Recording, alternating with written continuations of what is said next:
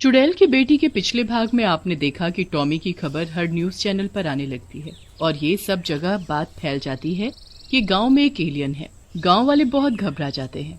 दूसरी तरफ गुड़िया और राहुल को भी ये बात पता चल जाती है कि राजा और परी ने टॉमी को छिपाकर अपने ही घर में रखा हुआ था। ये तुमने ठीक नहीं किया बच्चों। स्कूल में अगर कोई दिक्कत है तो अपने माँ पापा को बताना चाहिए था तुम्हें। हम उसका हल निकालते।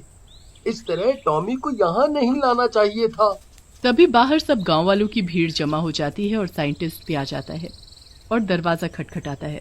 राजा, दरवाजा खोलो। मुझे पता है कि वो जादुई कुत्ता तुम्हारे पास है। उसे मेरे हवाले कर दो। तुम सब चिंता मत करो, मुझमें बहुत ताकत है। मैं यहाँ से बचकर निकल जाऊंगा। नहीं टॉमी, वो साइंटिस्ट अपने साथ साधु बाबा को भी लेकर आए हैं। उनके आगे तुम्हारी शक्तियाँ नहीं चल पाएंगी। बच्चों, ये तुमने बहुत बड़ी गलती कर दी। नहीं माँ, मैं टॉमी को कुछ नहीं होने दूंगा। सब बाहर निकल कर आ जाते हैं। राजा बहुत ताकत दिखा रहा था ना, अब बोल। अपनी भूतिया नानी से जादुई कुत्ता लेकर आया था। अरे ये गुड़िया के भूतिया परिवार वालों ने तो दुखी कर रखा है। कभी इसके माँ बाबा और अब ये कुत्ता। हमारे बच्चों पर बहुत असर होता है इन सब का। हाँ सही कहा बहन, मारी लाली तो रात भर न सो पाती डर के मारे। बड़ी मुश्किल से उसके दिमाग से ये बात निकली थी, अब ये फिर आ गया। साइंटिस्ट अंकल, आपको टॉमी के बारे में कैसे पता चला? कल रात में मेरे पापा ने किसी अजीब से जानवर की बात मुझे बताई थी। मुझे तो पहले ही तुम पर शक था, इसीलिए मैं और मोटू रात में तुम्हारे घर आए थे और हमने खिड़की से तुम्हें टॉमी को खाना खिलाते हुए देख लिया था और जाकर सब कुछ अपने पापा को बता दिया। बड़े आए थे मुझे हराने वाले। देखो राजा बेटा, मुझे तुमसे कोई दिक्कत नहीं। बस वो जादुई कुत्ता मुझे दे दो। मैं देखना चाहता हूँ आखिर उसमें ये शक्तियाँ कैसे आई। क्या सच में भूत होता है? और फिर मेरी प्रमोशन तो पक्की हो जाएगी। नहीं, हम आपको टॉमी को नहीं ले जाने देंगे। तभी साइंटिस्ट के इशारे पर साधु बाबा बोलते हैं। अरे बच्चा, ये ठीक कह रहा है। हमारे हवाले कर दो उस भूतिया कुत्ते को, नहीं तो हमें ही मजबूरन उसे वश में करना पड़ेगा। इतने में टॉमी खुद ही बाहर आ जाता है और साइंटिस्ट उसे देखकर बहुत खुश हो जाता है। अच्छा, तो ये है वो जानवर जिसके पैरों के निशान मैंने जंगल में देखे थे। ए जानवर, मेरे साथ चल चुपचाप से, नहीं तो तेरे साथ मैं बहुत बुरा व्यवहार करूंगा। तुम मेरा कुछ नहीं बिगाड़ सकते, चाहे तो आजमा के देख लो। मुझे यहाँ आराम से रहने दो, मैं तुम्हारे साथ नहीं जाऊंगा। अभी देखता हूँ कैसे नहीं जाएगा तू। इतना बोलकर साइंटिस्ट टॉमी को जबरदस्ती पकड़ने लगता है।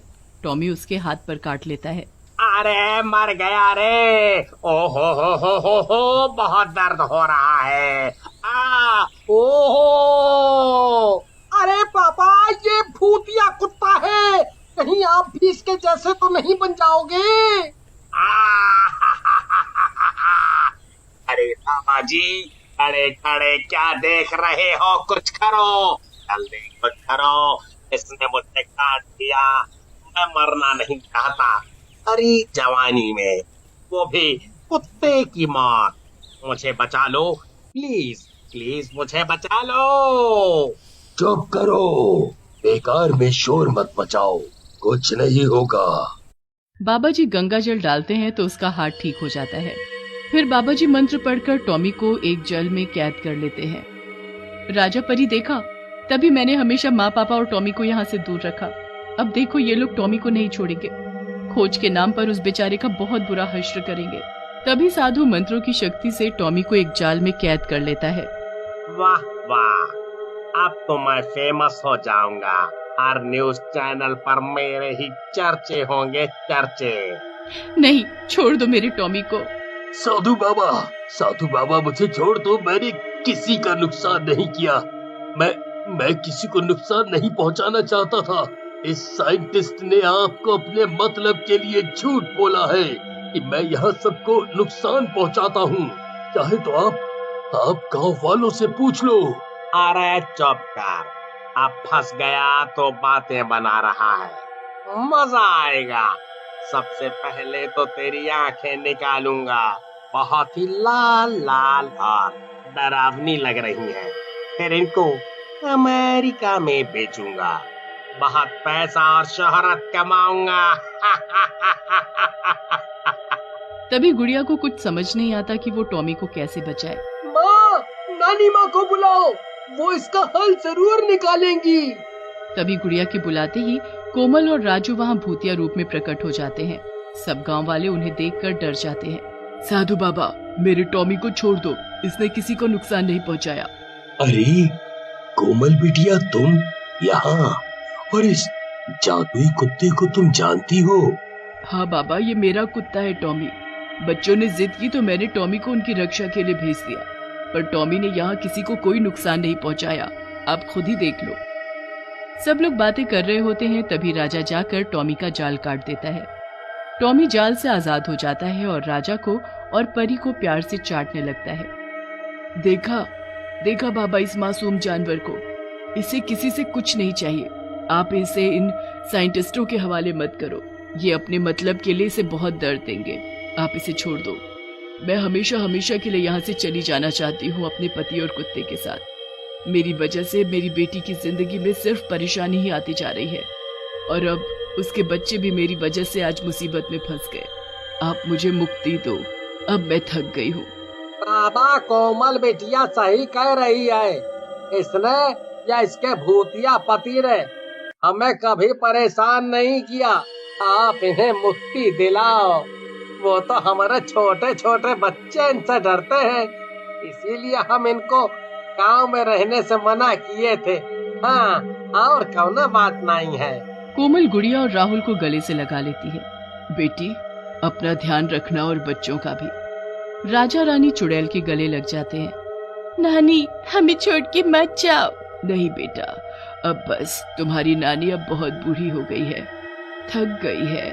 अब मैं आराम से भगवान के पास रहना चाहती हूँ। मेरी वजह से तुम लोगों को और परेशानी ना हो, इसलिए अब मैं हमेशा के लिए मुक्त होकर जाना चाहती हूँ। मैं तुम दोनों बच्चों को आशीर्वाद देती हूँ कि तुम्हें कभी कोई परेशान नहीं कर सकेगा, और अब तुम दोनों किसी जादुई शक्ति से नहीं, अपनी मेहनत से आगे बढ़ोगे। अरे नहीं बाबा, ये गांव वालों के लिए बहुत नुकसानदेह है। आप मेरी बात मानो, इन सबको ही कैद कर लो। सारे भूतों पर एक्सपेरिमेंट करेंगे, खूब पैसा कमाएंगे। आप मेरे पार्टनर बन जाना, आपको भी विदेश यात्रा करवाऊंगा। चुप कर लालची आदमी, हमारा काम समाज का भला करना है। हमें पैसों का कोई लालच नहीं है। सुधर जा, नहीं तो विदेश की नहीं, लेकिन जेल की यात्रा जरूर करनी पड़ सकती है तुझे। चलो कोमल बेटी, चलो। फिर चुड़ैल अपने पति राहुल और टॉमी के साथ गांव के मंदिर के बाहर खड़ी हो जाती है, और साधु बाबा उन पर मंत्रों के साथ गंगा जल छिड़क कर उन्हें हमेशा के लिए मुक्ति दिला देते हैं।